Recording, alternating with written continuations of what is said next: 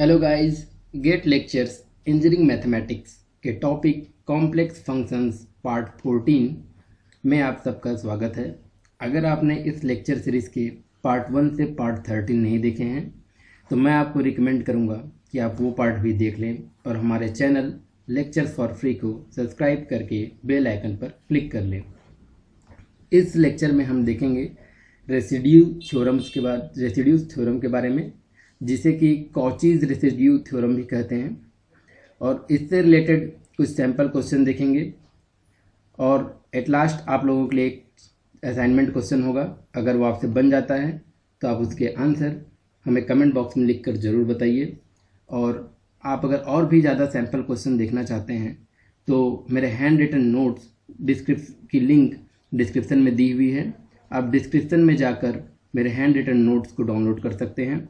Description में और भी कुछ यूज़फुल लिंक्स दी हुई हैं, आप उन्हें भी चेकआउट कर सकते हैं। चलिए स्टार्ट करते हैं residue theorem. If fz is an analytic function inside a closed curve c except at some finite number of singular points.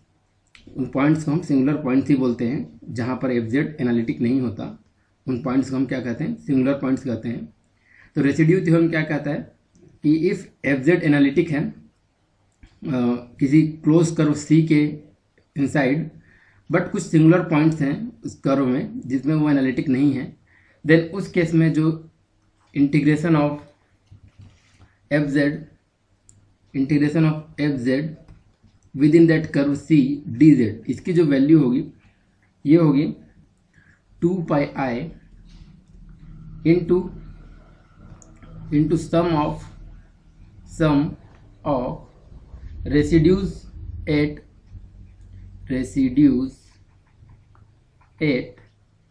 all the singular points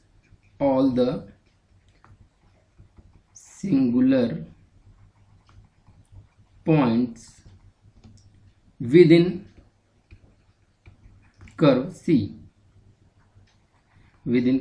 C means हमारा जो फंक्शन fz एनालिटिक है, किसी close curve, ये कोई close curve c है, इसके around हमारा function analytic है, और इसमें कुछ points, let suppose singular points इस कर्व के अंदर है, कुछ सिंगुलर पॉइंट्स हो सकते हैं इस कर्व के बाहर भी हों। तो जो fz का इंटीग्रेशन होगा within that curve c, this is integration, okay, वो क्या होगा 2 pi i into sum of the residues at all the singular points within curve c। Okay, curve c के अंदर जो सिंगुलर पॉइंट्स हैं उन singular points के जो रेसिड्यूज होंगे उनको हमें ऐड करना होगा और मल्टीप्लाई करना होगा 2 पाई i से, तो हमें ये इंटीग्रेशन मिलेगा। ओके, चलिए इससे रिलेटेड सैम्पल क्वेश्चन देखते हैं। ये क्वेश्चन जो है, ये क्वेश्चन गेट 2006 में 2 मार्क्स के पूछा जा चुका है। इसमें हमें इस इंटीग्रेशन की वैल्यू निकालनी है। क्या दिया हुआ है हमारा इंटीग्रेशन दिया हुआ है 1/z² + 4 dz। ओके, तो ये fz हो गया। और हमारे पास कर्व क्या दिया हुआ है, देखिए इंटीग्रेशन हम लोग ऐसे लिखते हैं c, तो यहाँ पर c के जगह पे क्या है, कर्व जो है वो क्या है हमारे पास, mod of z minus i equal to 2। This is a curve.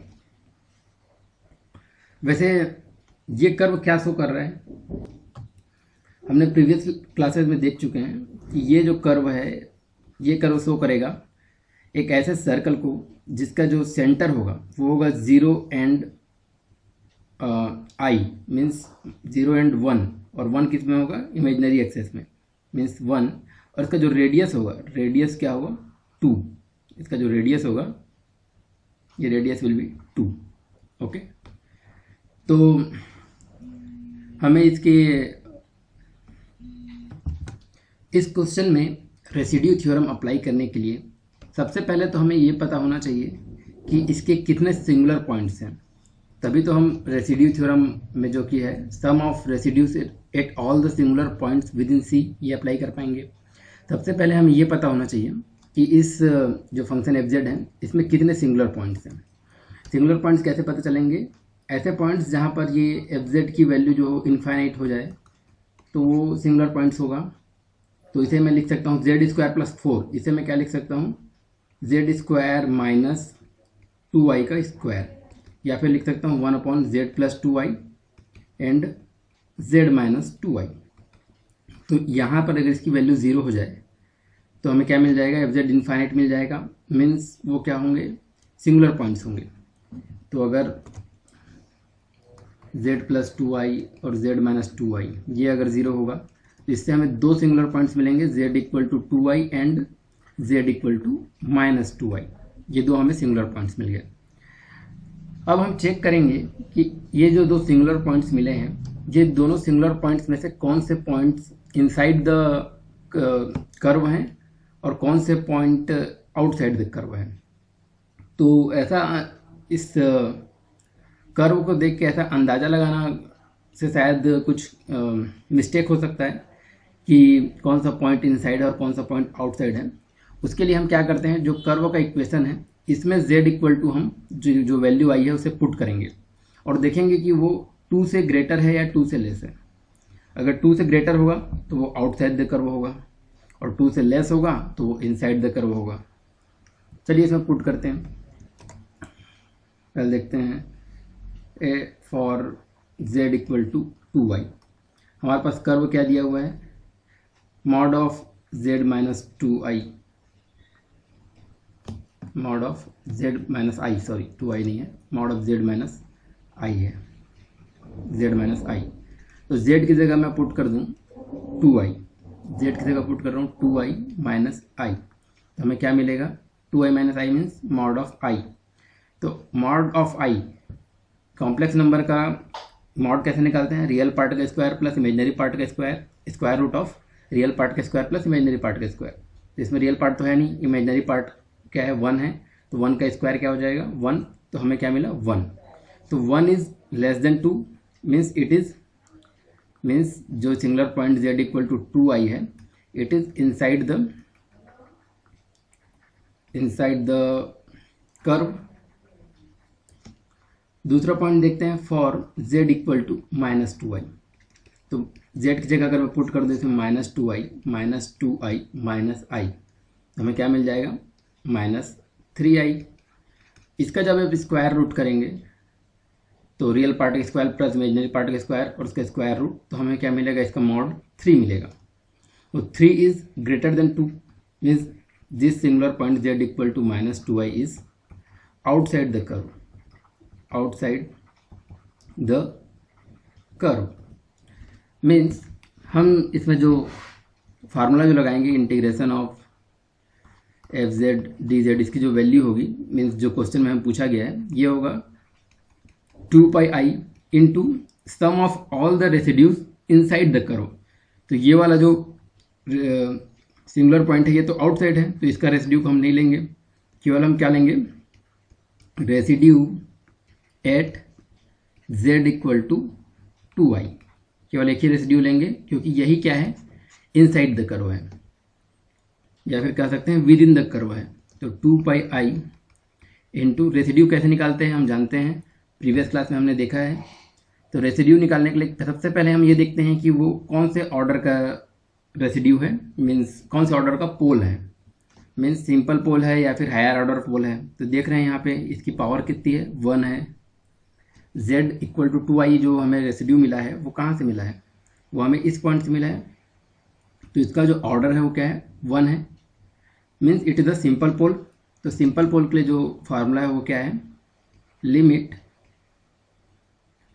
z tends to a is your what 2i and z minus a is what 2i into fz हमारे पास क्या है, fz हमारे पास ये है 1/z स्क्वायर प्लस 4, या फिर हम लिख सकते हैं 1/z plus 2i into z minus 2i। तो इसे मैं लिख रहा हूँ 1 मीन्स रेसिड्यू एट 2i, ये हम समझ सकते हैं क्या है, ये है, इसको मैं थोड़ा और सिंप्लीफाई कर दे रहा हूँ, 2πi into limit z tends to a और z minus a into fz। ये हमने प्रीवियस लेक्चर में देखा है कि ये वाला फार्मूला फॉर सिंपल पोल, ये वाला फार्मूला। तो यहाँ पर मैं लिख रहा हूँ z plus 2i into z minus 2i, यही हमारा fz है। तो ये दोनों कैंसिल हो जाएंगे। और इसमें हम लोग z टेंड्स टू 2i है, तो यहाँ पे z की जगह क्या पुट करेंगे 2i। तो यहाँ पर हमारा हो जाएगा 2πi into 1/2i plus 2i means 4i।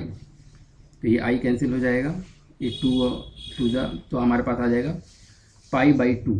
Answer हमारे पास क्या आएगा π/2। तो चलिए देखते हैं कौन से ऑप्शन में हमारे पास π/2 मिल रहा है। तो हम यहाँ देख सकते हैं ऑप्शन डी में हमारे पास क्या है π/2। तो हमारा जो राइट ऑप्शन होगा इस क्वेश्चन के लिए that will be option D. तो गाइस आप लोगों के लिए एक असाइनमेंट क्वेश्चन है, आप इसे ट्राई कीजिए और अगर आपसे ये बन जाता है तो इसके आंसर मुझे कमेंट बॉक्स में लिख कर बताइए। और ये क्वेश्चन भी आपका गेट 2010 में पूछा जा चुका है, इलेक्ट्रॉनिक्स एंड कम्युनिकेशन ब्रांच में 2 मार्क्स पे पूछा जा चुका है। इसमें सिंपली आपको क्या निकालना है, the residue of complex function एक्जेड एट इट्स पोल। इसके पोल्स फाइंड आउट कीजिए और उस पर आप रेसिड्यू निकाल लिए, तो ये जो रेसिड्यू मिलेगा वही ऑप्शन देख लीजिए किस ऑप्शन में है। और thank you guys for watching, subscribe to our YouTube channel. हमारे फेसबुक पेज को जरूर लाइक कर लीजिए, वहाँ पर मैं और भी यूज़फुल इन्फॉर्मेशन शेयर करता रहता हूँ। आप हमें ट्विटर पर भी फॉलो कर सकते हैं। हमारा लेक्चर का जो नोट्स है वो आप डिस्क्रिप्शन में दी हुई लिंक पर जाकर डाउनलोड कर सकते हैं। और आपकी कोई सजेशन या क्वेरी है तो आप हमें कमेंट बॉक्स में लिख कर बता सकते हैं। Thank you guys, thank you so much.